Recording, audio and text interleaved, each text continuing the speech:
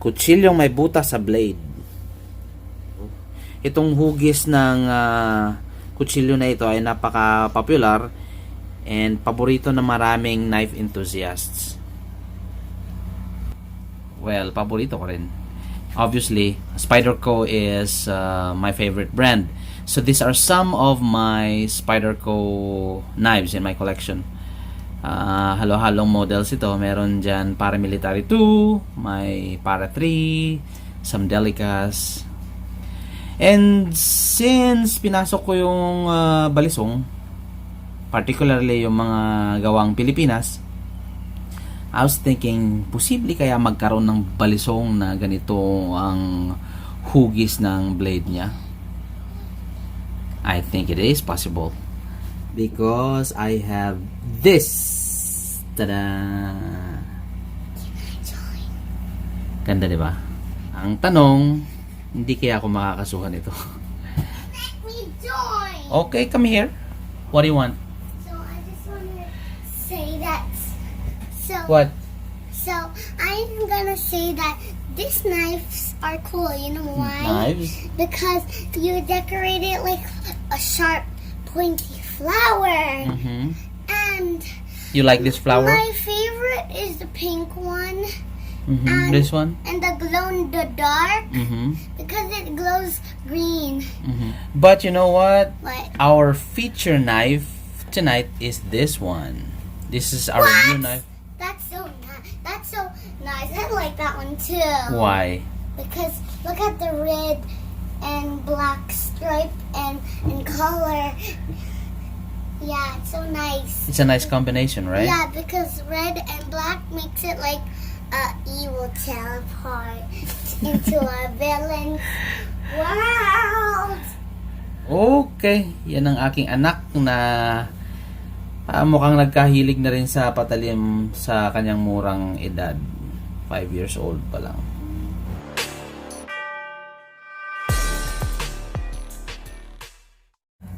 So here we go mga kaibigan. I'm showing to you my newest balisong. And this was built by Rowel Navarro. Isang napakalupit na artisan bladesmith. Galing dyan sa Luzon, Pampanga. This is a 20 cm balisong. The usual size ng mga balisong na pinapagawa ko. So, blade shape is a leaf shape na may butas. Very obvious yung itsura niya kung saan ko ito pinattern. And gawa ito sa mulye. Lip spring pa rin, 5160. Then the handles are made of stainless steel na pinolish, pinakintab. Nakikita natin open case siya. But ang kapal ng stainless na ginamit dito. This time nilagyan niya ng posters na stainless din. At ang kapit natin ay may karta. Pogi, di ba? My favorite color combination, which is red and black. Sa gustong makaalam kung saan ang galing itong may karta, in-order namin sa Shopee and sinubukan lang namin and then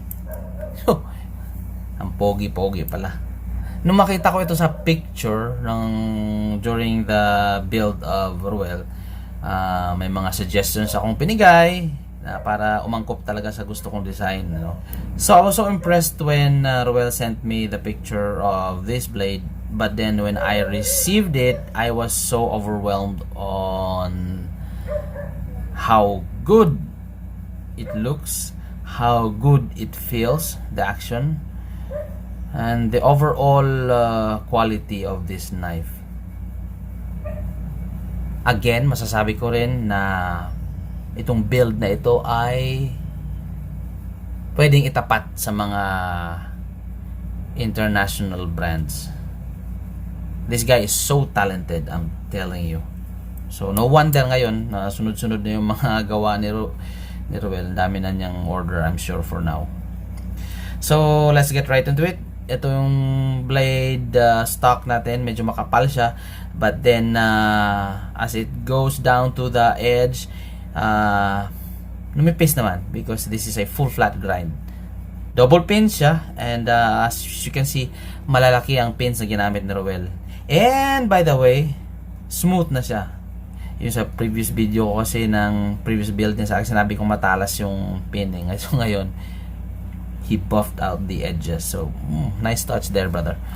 Okay, yung pivot pin niya, malalaki din. Same lang ata ito na materials. What else?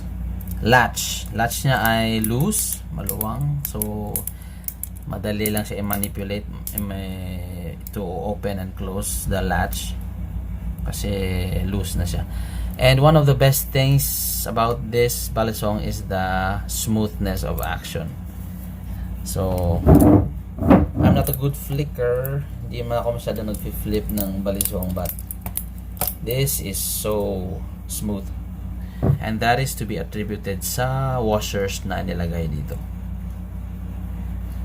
I don't know, the guys in Batangas, bakit hindi pa sila naglalagay ng washers sa sa pivot ng mga Balisong. Kita nyo to, flicky na because of the washers. I don't know if I am violating any copyrights for doing this blade shape. Hindi naman ito ginawa para i-mass produce and sell it as a Spyderco product. No. Ito naman sa atin custom made naman ito. Wala naman branding ito. It's just a homemade knife. So this is an open case Balisong. Pag isinara natin, ganyan, makikita natin ang blade, ang edge, but then malayo naman, hindi naman it will not make contact with our hand basta-basta, unless lang kung dukutin mo siguro, ganyan. Dito yung spine ng blade ay exposed siya ng konti, so that's why kailangan open case talaga siya. Little bit off to this side, pero it's very negligible. Konting. This one, yeah, ganun din, a little bit. But wala tayong problema dyan. As long as the blade doesn't hit the case, then we're okay with that. Talas ba to? Wow.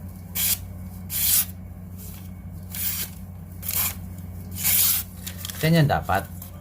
When you order a knife, it should come sharp so that pag dating sa customer, magagamit na kagad. Galing na Rowel. Bro, tirahin mo na yung mga mo dyan, yung mga ginagawa mo, at marami pa tayong gagawin. May fixed blade pa tayong project, di ba? Kung itong mamang ito nasa abroad, talagang kikita to ng malupit. Ang ganda ng gawa. Pulidong-pulido. Dito pala, may marka na ni Rowel. Yan, yung R. So bro, Rowel, sumisikat ka na pare Dami nang nagpapagawa sa'yo. Haba na ng pila. Sige lang bro, keep grinding. Make more interesting blades. Hanga ako sa galing mo. Mga kaibigan, suportahan natin ang mga lokal na mga bladesmiths natin. Nakakatulong tayo sa livelihood nila, especially these days na we're in the middle of the pandemic. These guys are trying to make a living. So that's about it. Keep safe, everyone. Wait, hold on. Wait. What? If you like this video, please subscribe and then hit the bell button and shout out to the world to blow. Bye.